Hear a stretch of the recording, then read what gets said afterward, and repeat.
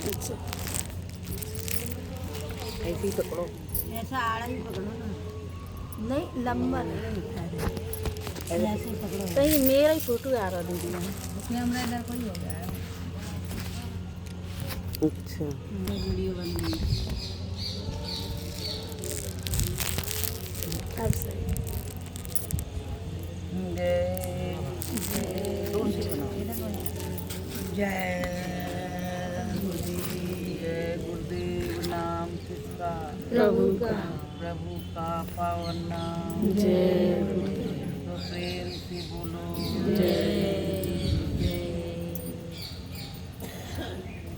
सतगुरु जिनका नाम है, घट के भीतर धाम, ऐसे दीन दयालु को कोटन कोटि प्रणाम।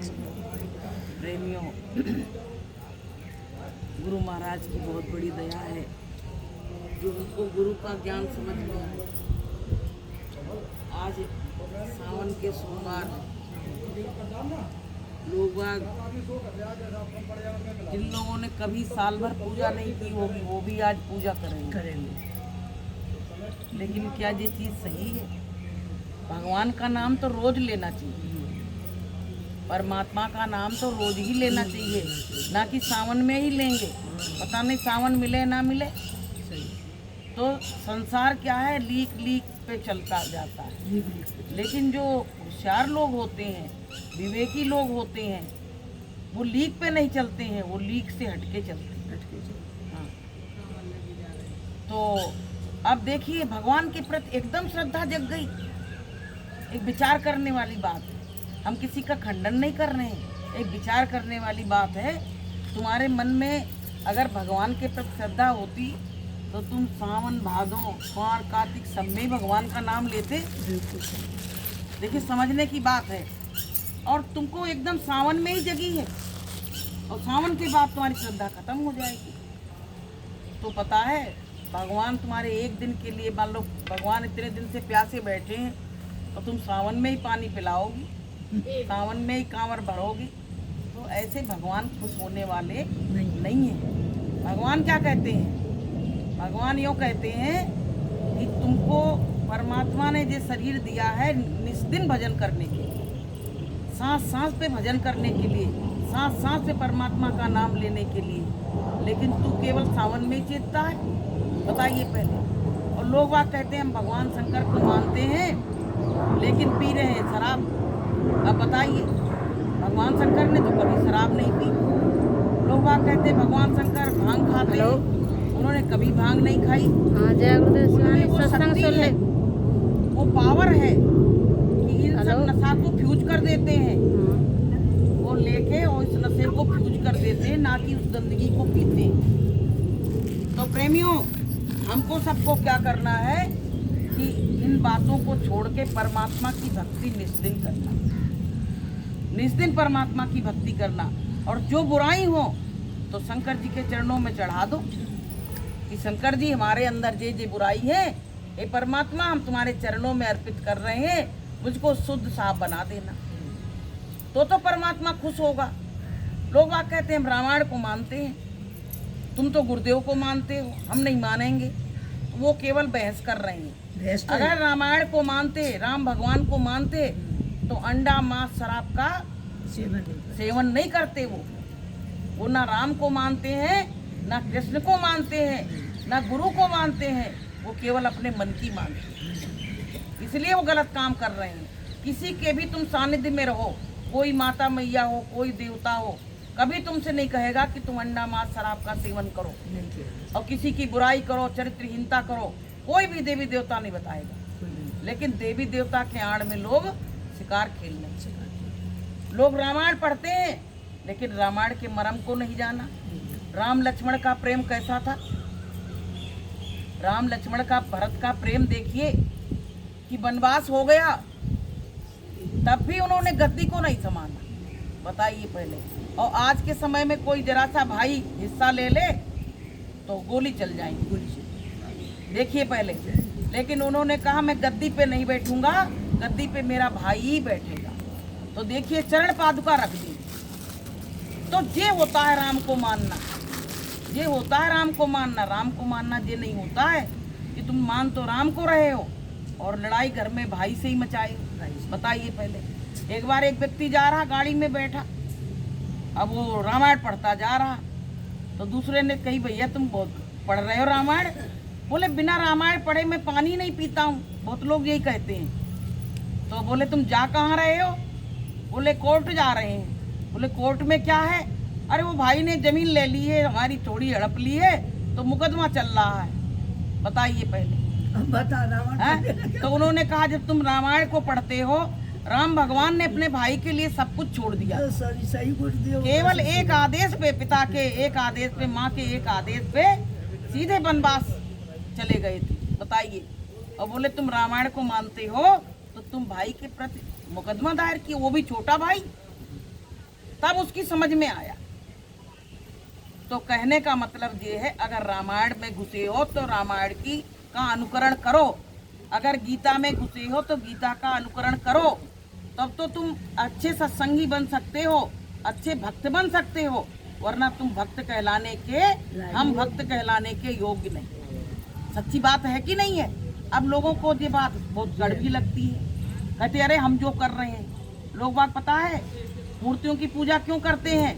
क्योंकि मूर्ति से आवाज नहीं आती है कुछ, और संतों के पास जाओ तो सतगुरु कुछ ना कुछ बता देते हैं। तो लोग बात क्या सोचते हैं कि मंदिर में जाओ और मूर्ति बोलेगी तो कुछ है नहीं, चाहे गलत करो चाहे सही करो, वो बोलेगी कुछ है नहीं, पूजा की पूजा हो जाएगी कि आम के आम गुठलियों के दाम। तो लोग बात पेड़ की आड़ में शिकार खेल रहे हैं। लेकिन संत महात्मा क्या कहते हैं? जब तक तुमको कोई दिशा निर्देशन देने वाला नहीं होगा, जैसे घर में माता पिता दिशा निर्देशन देते हैं तो बच्चे बिगड़ते नहीं हैं, ऐसे ही संतों के सानिध्य में आओगे तो संतों का जब निर्देशन फॉलो करोगे, उस पर चलोगे, तब तुम्हारी जिंदगी के दिन अच्छे शुरू होंगे। वरना तुम रहे पशु के समान ही रह जाओगे, मनुष्य होके भी तुम पशु के समान रह जाओगे। इसलिए प्रेमी भाई बहनों, और बिना गुरु के किसी को ज्ञान हो ही नहीं सकता है। एक बात बताइए, हनुमान जी जब विभीषण से मिले थे तो एक गुरु के ही रूप में मिले थे। बताइए, भक्त जब वो हनुमान जी नहीं जाते तो क्या विभीषण को राम से मिलन होता? नहीं होता। बिना बीच में मध्यस्थ के, और मध्यस्थ कौन बनता? गुरु बनता है, ज्ञान देता है, तभी वो भगवान की शरण में जाते हैं। देखिए प्रहलाद को जब ध्रुव वहाँ गए थे तपस्या करने के लिए 5 साल के, तो वहाँ कौन मिला था गुरु के रूप में? नारद जी मिले थे। और नारद जी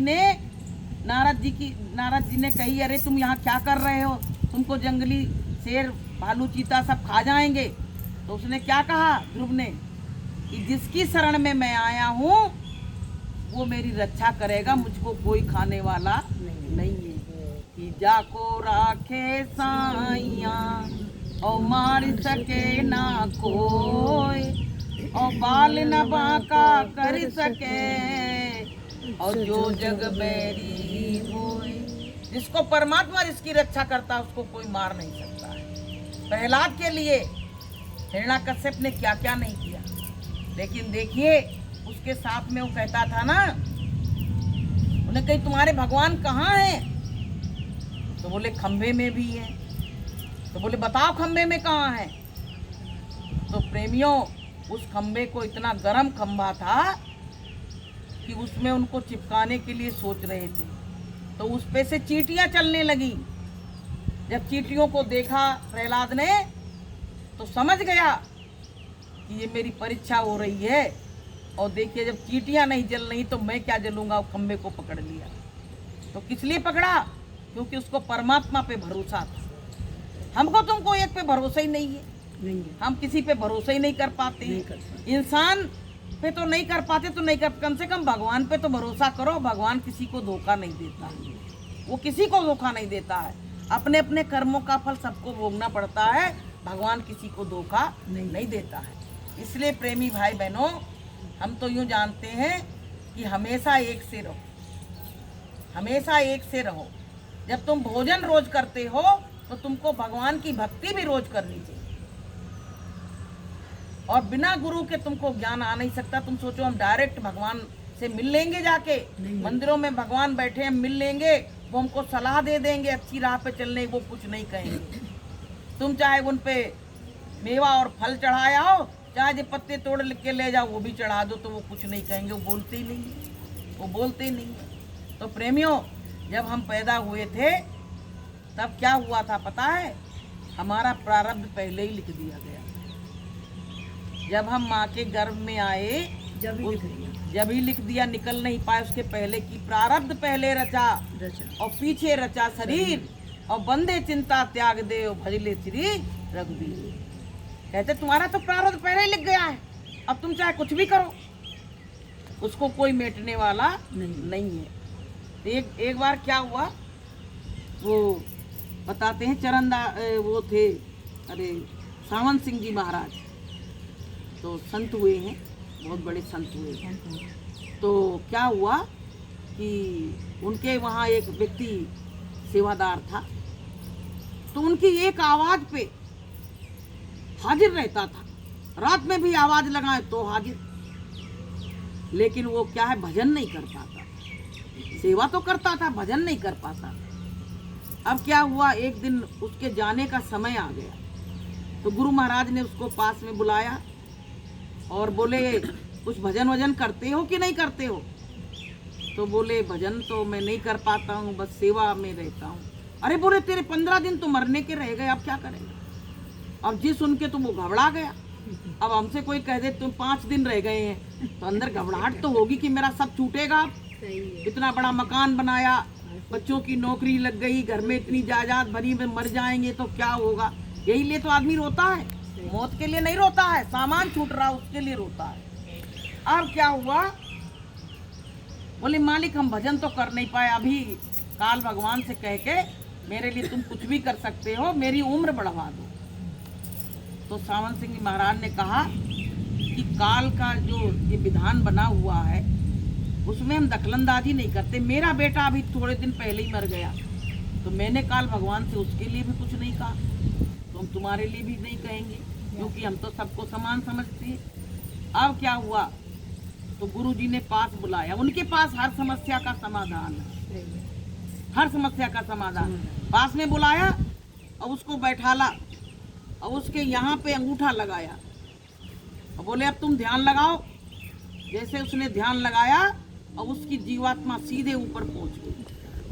अब जब ऊपर पहुंची तो उसने जब ऊपर का नजारा देखा तो गुरु महाराज ने कहा अब आओ नीचे, तो बोला हम अब नहीं आएंगे, वहाँ तो सब बेकार था, यहाँ तो बहुत अच्छा लग रहा है। जबकि यहाँ से जाने के लिए रो रहा था कि 15 दिन बचे हैं। तो अब जब नीचे आया गुरु के आदेश से, तो कहने लगा गुरु महाराज हम 15 दिन भी यहाँ नहीं रह पाएंगे, यहाँ तो बहुत बेकार है।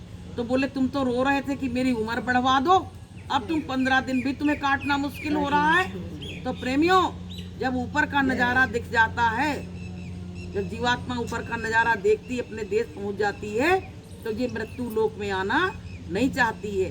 तो प्रेमियों, संतों के हाथ में सब कुछ था, सेवा की उसने, तो संतों ने जाते समय उसकी जीवात्मा जगा दी। तो जो संत महात्माओं के सानिध्य में रहते हैं, उनकी सेवा करते हैं, उनके आदेश का पालन करते हैं, गुरु भक्ति करते हैं, तो उनको संत किसी न किसी तरह से उनको अपने देश पहुंचा देते हैं। तो बोलिए प्रेम से जय गुरुदेव। तो कहने का मतलब ये है प्रेमियों, कि मालिक ने हमको बनाया है संसार में, तो हमको पहले सतगुरु की शरण में जाने की जरूरत है।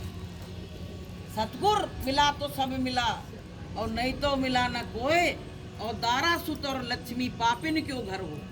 तुम लक्ष्मी की बात कर रहे हो, जितने पापी लोग हैं उनके घर में जाओ, तुम देखो जाके, खजाने भरे के भरे धरे, क्या करोगे तुम? उन्होंने लूटा है जनता को। लेकिन जो मेहनत का पैसा होता है वो बहुत ही अच्छा होता है, चाहे कम हो, लेकिन मेहनत का पैसा जो है वो बहुत अच्छा होता है। तो प्रेमियों, ये मानव जीवन मिला है, तो हमको परमात्मा की भक्ति के लिए जरूर अवसर रहना चाहिए, और अपने मालिक के याद, जैसे तुम्हारा बच्चा परदेश चला जाता है कितने रोती हो, जब जब याद आती तब रोती हो। और ऐसे ही जो जीवात्मा हमारे अंदर जो बैठी है, ये अपने पिया से बिछड़ गई है, तो ये भी रोती रहती है। जब तुमको सत्संग में आंसू आते हैं ना कभी कभी, तो तुम्हारी जीवात्मा रोती, तुम नहीं रोते हो। तुम्हारी जीवात्मा अपने पिया की बात सुन के रो रही है, अपने प्रीतम की बात सुन के रोती है। इसलिए प्रेमियों, ये मानव जीवन जो मिला है, ये भगवान की दया कृपा से मिला है, अगली बार मिलने वाला भी नहीं। करोड़ों जन्म भटकने के बाद ये मनुष्य जन्म मिला। अब इसको तमाम इंसान यूं ही बर्बाद करे गए। बस क्या होता है कि सुबह अपने नौकरी पे चले गए, अपने खाना पीना खा लिया। संतों ने कहा है कि 5 पहर धंधे गए और 3 पहर गए सोए और 1 पहर प्रभु नाम बिन मुक्ति कैसे होए। बताओ, 1 पहर भी भगवान का नाम नहीं लोगे तो कैसे मुक्ति हो जाएगी। इसलिए भैया जी कर्मों का सब लेन देन चल रहा है और कर्म ही यहाँ प्रधान है। और कर्म करते रहो और अपना काम चलाते रहो, करते रहो। सबके स्टेशन आने वाले हैं और सब एक दिन, कहते नहीं है कि महके गुलशन भी एक दिन उजड़ जाएंगे और मिलके भी एक दिन हम तुम बिछड़ जाएंगे। रहना है तो मिलजुल के रह लो, नहीं एक दिन ये पंछी उड़ जाएंगे। इसलिए सब लोग मिलजुल के रहो, सबके लिए दया भाव बनाए रखो। कोई भी है दुख में, भले सत्संगी नहीं है, इंसान तो है, दुख सुख में फंसा है तो उसकी मदद करो। अगर दया नहीं है तो तुम धर्म कभी नहीं कर सकते हो। दया ही धर्म का मूल है और पाप मूल अभिमान। और गोस्वामी दया न छोड़िए जब तक घट में ना। अब भैया, अब बेलपत्र के पेड़ में बेलपत्र नहीं रह जाएंगे। बताओ, बेलपत्र की बेलपत्र तोड़ी और डालो तोड़ लाए, बताइए। उस पेड़ ने झुक गया बेचारा कि लो तोड़ लो, हैं? और उसने तुमसे कुछ नहीं कहा और फिर भी तुम उसकी डाल, इतनी बड़ी बड़ी डाल तोड़े ले जा रहे हैं। कहाँ चढ़ाओगे? भगवान के। भगवान ने कहा है किसी को कि तुम तोड़ के लाओ। अब बताइए, अगर वही इंसान होता ना तो इतना देता, इंसान होता तो इतना देता, कहता जाओ अपना काम करो जाके। आत्मा होती है। लेकिन वो तो बेचारे वृक्ष हैं, खड़े हैं, तोड़ लो। कहा है कि वृक्ष कबहू ना फल बखे। वृक्ष जो होते हैं, आम कितने आते हैं, बिल्कुल लोग खाते कहते अरे मस्त हो गए, इतने मीठे, लेकिन वो वृक्ष कभी आम को नहीं खा पाता है। कि वृक्ष कबहू ना फल बखे और नदी न संचय नीर और परमारथ के कार्य ने और साधु न धरा शरीर। परमारथ करने के लिए संत आते, साधु का वेश बनाते। और पता है, नदी होती है अपना कभी पानी नहीं भरती। हाँ, कल एक बात और बताएं आपको। कल प्रेमानंद जी कह रहे कि ये पंचभूत जो हैं ये सब विनाश कर देंगे। ये बात संतों ने कही थी, आज अब वो भी कहने लगे। हमारे गुरु महाराज ने भी यही बात कही थी कि ये पंचभूत कौन है? जल, पृथ्वी, अग्नि, वायु, आकाश। इस समय देखिए कि कुदरत की क्या लीला चल रही है। चित्रकूट पूरा डूब गया, पूरा जलमग्न हो गया। कल दिखा रहे थे उसमें, बताइए। यहाँ वहाँ मंदाकिनी नदी है, पूरा डूब गया। इतनी बरसात हो रही, इतना पानी छोड़ा जा रहा है कि जगह जगह आदमी, हम तुम तो बहुत अच्छी जगह बैठे हैं, यहाँ कोई पानी नहीं है, सड़कों पे थोड़ा बहुत है तो क्या है, लेकिन वहाँ लोग घर से बाहर नहीं निकल पा रहे हैं कि क्या करें ऐसे पानी।